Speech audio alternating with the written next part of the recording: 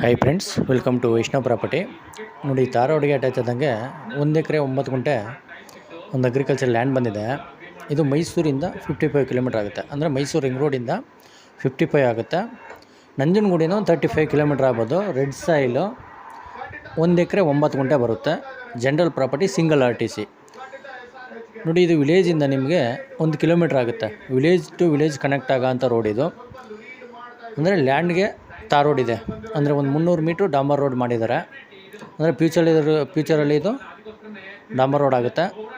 ಈಗ ಸದ್ಯಕ್ಕೆ metalling ರೋಡಲ್ಲಿದೆ. General property 1 ಎಕರೆ 9 ಗುಂಟೆ ಬರುತ್ತೆ. ಇವರು ಟೋಟಲು 1 ಎಕರೆ 9 ಗುಂಟೆಗೆ 26 ಲ್ಯಾಕ್ಸ್ ಹೇಳ್ತಾ ಇದ್ದಾರೆ. 1 ಎಕರೆ 9 ಗುಂಟೆಗೆ ನೆಗೋಷಿಯೇಬಲ್ ಆಗುತ್ತೆ. ಇಂಟ್ರೆಸ್ಟ್ ಇದ್ದರೆ ಕೆಳಗಡೆ ನಂಬರ್ ಕೊಟ್ಟಿರ್ತೀನಿ, ಕಾಲ್ ಮಾಡಿ. ಅಕ್ಕಪಕ್ಕ ಎಲ್ಲ ಒಳ್ಳೆ ವಾಟರ್ ಬೆಲ್ಟ್ ಏರಿಯಾ ಇದು. ಲ್ಯಾಂಡ್ಗೆ ಒಂದು ಸಲ ವಿಸಿಟ್ ಮಾಡಿ. ಚೆನ್ನಾಗಿದೆ ಲ್ಯಾಂಡು. ವೈಷ್ಣವ್ ಪ್ರಾಪರ್ಟೀಸ್ ಕಡೆಯಿಂದ ಒಂದು ಒಳ್ಳೆ ಬೆಸ್ಟ್ ಪ್ರೈಸಲ್ಲಿ ಮಾಡಿಕೊಡೋಣ.